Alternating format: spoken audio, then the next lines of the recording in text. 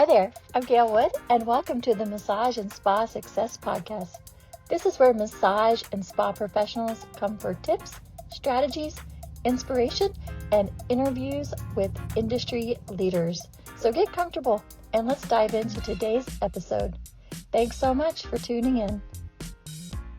Hey there, everyone, and welcome back to the Massage and Spa Success Podcast. Today, we are going to talk about knowing who your ideal clients are and how that can help you in your marketing efforts and in your business in general. So I think this is a very important topic. If you have not dug into doing an ideal client profile before, or if you haven't done one in a while, I want to invite you to revisit this or visit this topic with me, and let's jump right in. So this is the key to marketing success. It will help you to reach the clients that you want to reach and build your practice faster. So when you're marketing to your ideal clients, rather than having everybody come in to see you, which is a great problem to have, right?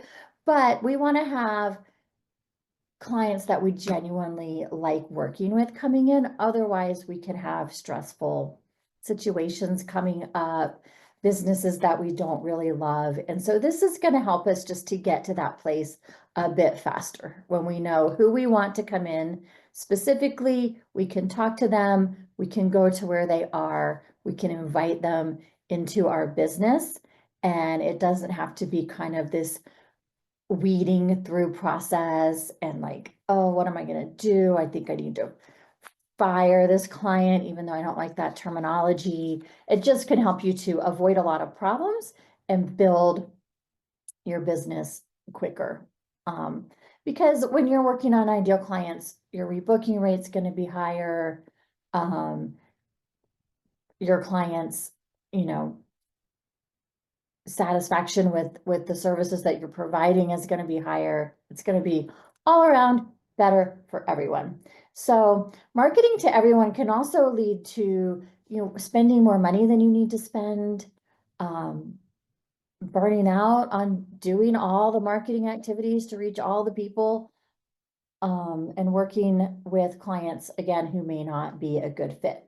So imagine having a schedule filled with clients that you most enjoy working with, right? So think about, your schedule, go back even through a week or two of your schedule and just kind of highlight or jot down the names of the clients that you most enjoy working with. When you see them on your schedule, you're like, good. I know it's going to be a good day because I've got these clients today. And I had days like that at my spa where I would have like just certain days of the week where it was kind of like all my favorite clients were coming in, and it would just be such a nice, fun day at work versus, other days where I might have people coming in where I'm like, oh, I don't feel like I can work deep enough for this person, or this person has a lot of specific issues and I don't really do medical massage. And so, in my practice, I would refer them to other therapists that we had, and hopefully they would hit it off with those therapists. But, I think you can just kind of think through with me who your very, very favorite people are, the clients that you never really get tired of seeing, right? So once you have that, just kind of think about what those clients have in common. What is it that, that they have that works all together to make them one of your favorite people, right? It could be something like clients that are chattier during their session. Maybe you just like more talkative clients. Maybe you like clients that are always 5 to 10 minutes early. I don't know. Maybe you like clients that just really zone out and let you do your thing. So it's whatever, but figure out kind of what your favorite people have in common. So I think one of the reasons that as therapists we'll sometimes kind of resist coming up with a niche or an ideal client profile, is because it can feel limiting. Well, why would I only want to limit myself to, this specific demographic when I'm perfectly capable of working on all different types of clients? And it's not that we're trying to limit ourselves. It's just that we're trying to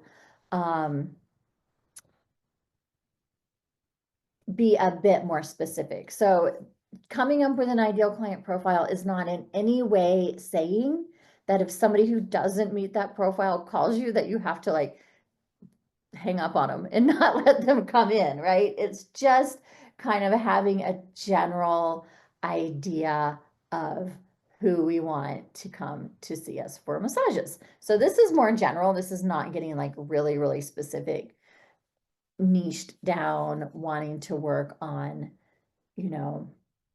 only golfers who want to increase their score. We're not getting that specific, right? We're just putting some people in the yes bucket and some people in the probably not, because they're just not a good fit for me bucket. So working with the right clients means you will enjoy your work more. Your clients will appreciate and value your services. Again, being more consistent, being those great regular clients that come back, every week or every month.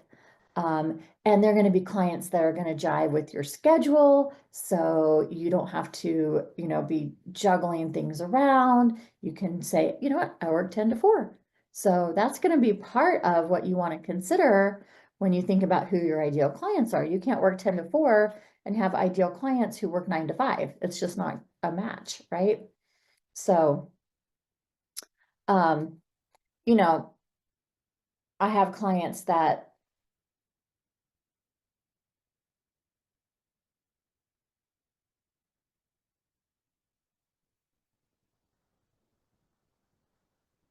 okay, so let's work on identifying your ideal client. So we're going to talk about a few things that you can ask yourself, and I am going to have these questions up on my blog if you want to refer back to them later. So let's think about the age range of your ideal clients. So again, this doesn't have to be very specific, but you want to think about things like, okay, do you want clients that can afford to come in and see you regularly? Is that people in their 20s, 30s, 40s, 50s, 60s, right? So really think about that, because I would say definitely for me, it would be probably 40 to 70 years old. Um, you know, people of that age are generally, dual income, they're established in their careers, they've got that disposable income going on. Do you prefer to work on men or women if you have a preference? I prefer to work on women, or if I'm doing house calls, seeing like a husband and a wife.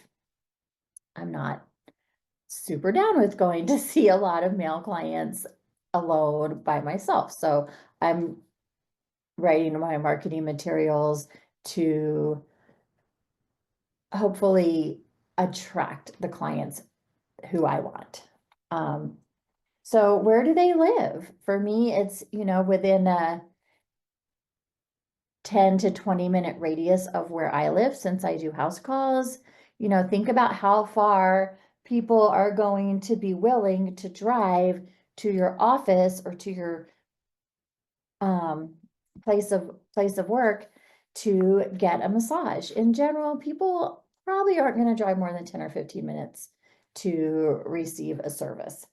So that's going to give you a good like radius of where you might want to put your marketing materials, what kind of events you might want to attend, who you might want to network with, right? So what about occupations? Again, do you need people that have a flexible schedule? What kind of occupations do people have in your area that are going to fit with your schedule? So what kind of hobbies and interests do your ideal clients have? Where do they shop and eat? So if we're targeting people that have, a good amount of disposable income, you can really think about like, where are they doing yoga? Where are they going for lunch? Where are they stopping off for groceries? And these are places where we can think about, you know, putting our marketing materials. And these demographics are also going to help you if you run any paid ads. You know, a demographic I love to work with are other entrepreneurs. So, you know, that is leads me to being involved in different networking groups, things like that. So, where do they hang out online and offline? So, a lot of the time, our ideal clients are not us, right? They're hanging out somewhere different.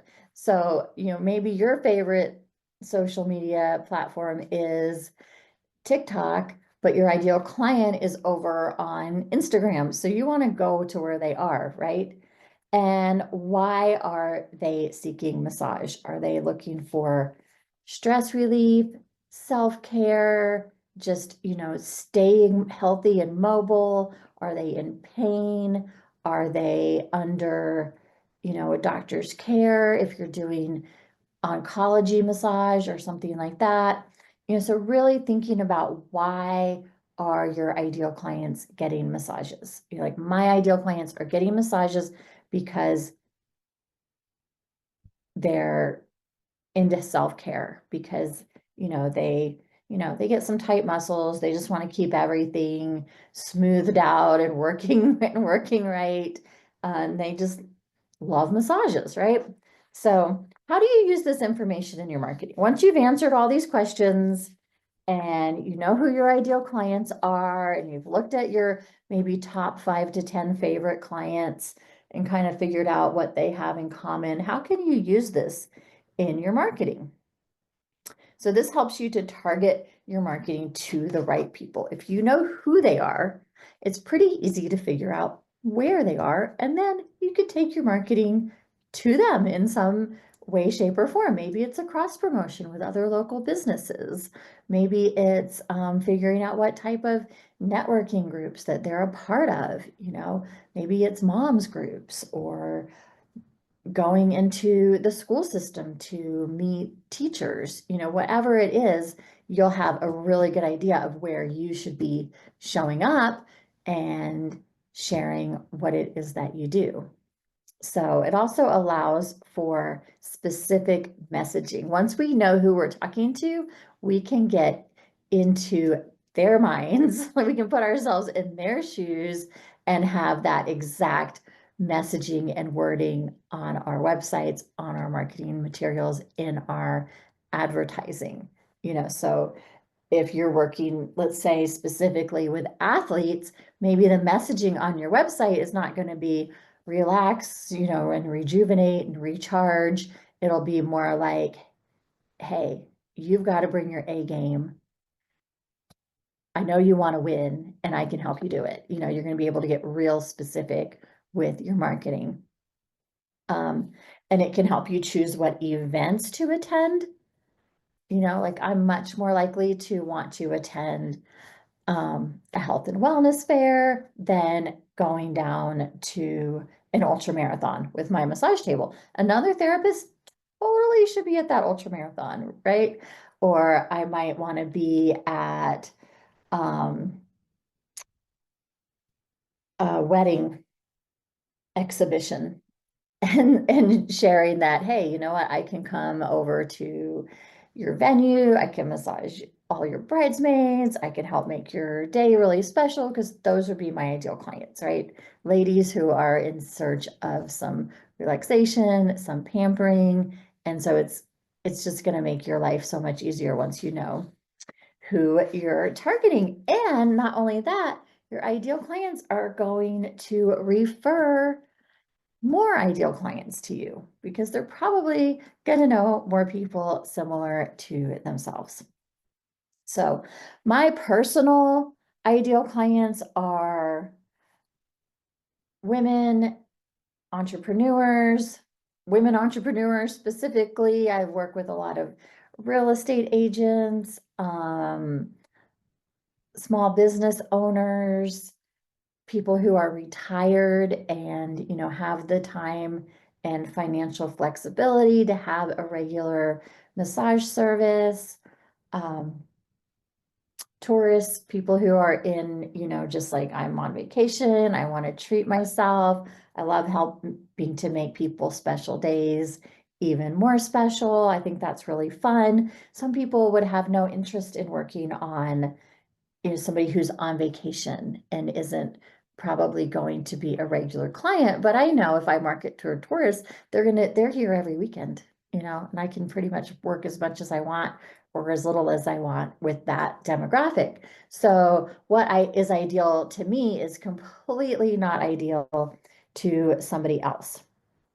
So I do want to point out that you can definitely have more than one type of ideal client. I would say probably you don't really want to have more than 3, but you can have a few groups that you like to work with, certainly. And it can change over time. We are all evolving and changing, and you might find yourself moving in a different direction with your massage business. You might be getting more education in medical massage, like oncology massage, hospice massage, and that is certainly going to shift your practice, and that's perfectly okay. And you can shift your marketing and have that be a gradual change and attract a different type of clientele. So it's all about matching what you are good at doing, what you want to do with the people who want that exact thing. So I want to encourage you to head over to my blog and check out those questions on who your ideal client is, and to go ahead and go through this process for yourself and see what you can come up with.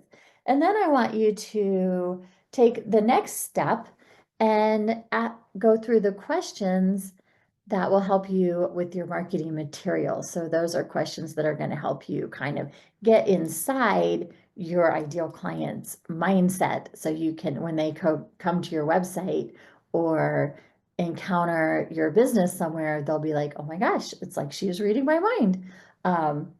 So that is on my blog. Check that out. There's a link in the show notes. So I definitely want to encourage you to check that out and start defining your ideal clients. And remember, this is a process. It's not a set it and forget it thing. It's not something that if you figure this out and start going in one direction, you can't refine it more later, right? So, and if you're ready to take more action on attracting your ideal clients to your massage practice, I want to encourage you to check out my new client attraction bootcamp. In that bootcamp, we go through setting up the 4 pillars of your marketing process. And through doing this, you will know what kind of marketing you're good at doing and what kind of marketing you like doing, so that marketing doesn't have to be a chore that you dread. So the new client attraction bootcamp is a part of my Massage and Spa Success Club. So I'm going to put a link to that in the show notes as well. You can check that out. If you have any questions, comments, questions about the club, ideas for future episodes, do leave me a voice message. That link is in the show notes, and I will see you guys for the next episode. Bye.